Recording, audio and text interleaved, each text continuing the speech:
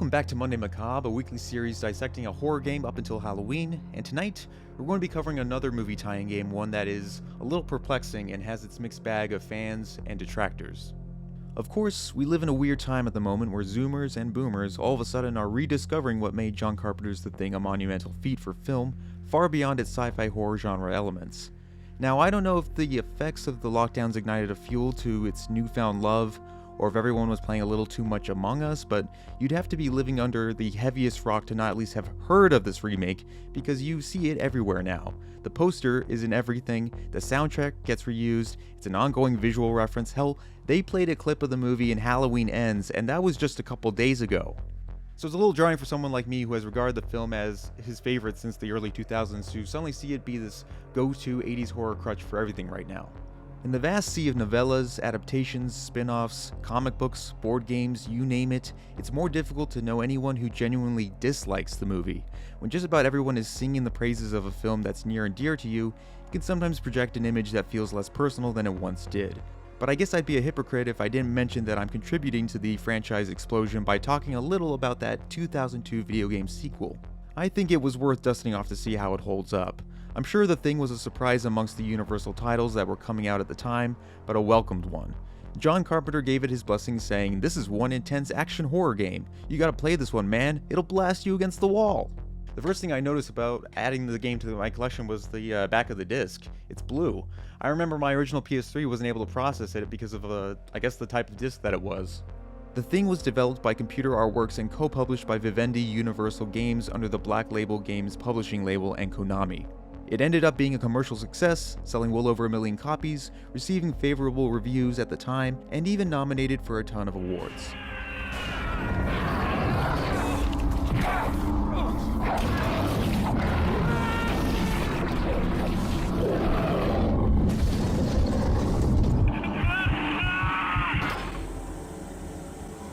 But after 20 years, the nicest thing I can say about it is, well, they at least gave it the college try. Because as far as the state-of-the-art technical feats it aimed to accomplish, and even for that time, it does not innovate really at all. I honestly wonder if any of the critics overplaying the trust fear mechanic in the game had actually sat down and played it, because it is quite broken to shit. But more on that later. This game takes you back to the all-too-familiar US Outpost 31 in Antarctica, or what's left of it anyway. You play as Captain Blake, the leader of a Bravo military rescue team sent to investigate the carnage at the outpost. Trapped by the elements and infected by a horrific shape-shifting alien, you must keep your squad together, control their fear, gain their trust, and maybe, just maybe, you might survive. Well, that's the easy way to sum up this game's plot. It's actually quite more convoluted than it lets on. Very early on, your team manages to locate the flying saucer the Blair Thing was assembling, along with MacReady's eerie tape recording, and lo and behold, the body of Childs, who had recently died of hypothermia. MacReady, however, nowhere to be found. The team pick up on all the extraterrestrial shenanigans that took place at the station and nuke it on command before heading to the Norwegian base to reinforce the Alpha team. Of course, by the time Blake sees some old friends, the Thing is running amok and infecting several of the military scattered around the base. Taking blood tests and blasting his way through an array of enemies, Blake encounters an underground facility owned by a company called Gen Inc. that has been conducting biological experiments on the Things while infected, and with but a few survivors left, including a John Carpenter cameo, the infection is spread across the base. All of the organisms have to be destroyed. If it reaches the mainland, there's no stopping it. Blake uncovers a government conspiracy where his own colonel has infected himself with a somewhat controllable Thing gene to be used as a weapon and cure his terminal cancer. All of this spawned from a failed experiment that isolated a microbiological form of the Thing virus called Cloud virus. And you know what? We can just stop right here.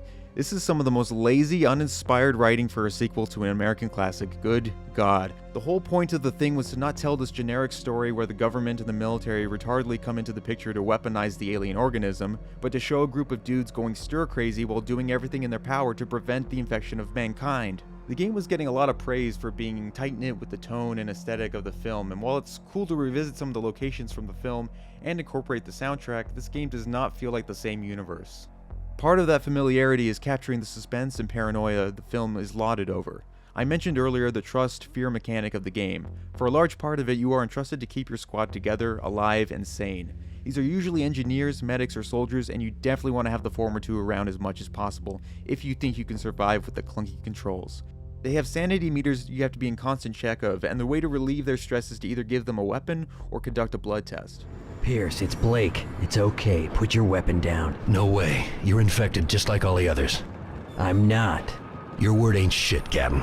I found a report that says the only way to prove you're not one of those things is through a blood test. Now, there's a medical kit near the kennel. You go get it and come back here, and I'll watch you do the test. However, disregarding a couple of instances where it is required to do this in order to progress forward, my advice would be to just give up on even trying, because these NPCs will turn into things left and right not a minute after a negative test. The basic gameplay in the thing is that of standard third-person shooter, but like the Mummy from last week, you don't really aim instead of just spraying into a general direction. Blake can run and shoot, strafe, crouch, interact with the environment, interact with the NPCs, and use items such as flashlights, fire extinguishers, or flares. You also have the option to enter first-person mode for more accurate targeting during combat, which comes in handy. I just wish the game would let you move in this mode too. Weaponry includes pistols, grenades, sniper rifles, flamethrowers, shotguns, submachine guns, grenade launchers, and fixed heavy machine guns. You'll wind up picking up other items throughout the game like health packs, explosives and ammunition, portable blood test kits, and plenty of adrenaline injections too. And of course, I can't leave out those glorious fuse boxes you will need to tweak every 5 minutes of this game. It bears mentioning too that this is the first time we've ever seen the thing behave in this fashion. Normally the alien creature prefers to stay hidden and quietly assimilate as many people as possible until pushed into a corner to reveal itself and defend itself. Here we see a bunch of the Scudder spiders running around in the open, we see different variations of the final thing from the film, and even the final boss in this game is some big flower worm that feels of a completely different world. But who knows, maybe this was the direction of how it would have eventually mutated if Outpost 31 couldn't stop it. Most of it doesn't make sense anyway. If it's 40 below in the game, why is Blake running around outside without a hat on? Why is McCready at the end wearing his dorky hat on that looks nothing like the original? And who talks like this? I'm locked, loaded, and ready to make shit dead. If you're a hardcore fan of the film, just keep your expectations low. There's still fun scares to be had running around these locations and shooting up things, but just a lot of clunk in between. It's a game of its time, and the way you know that is that it has its own featured song by Saliva. The world is after me!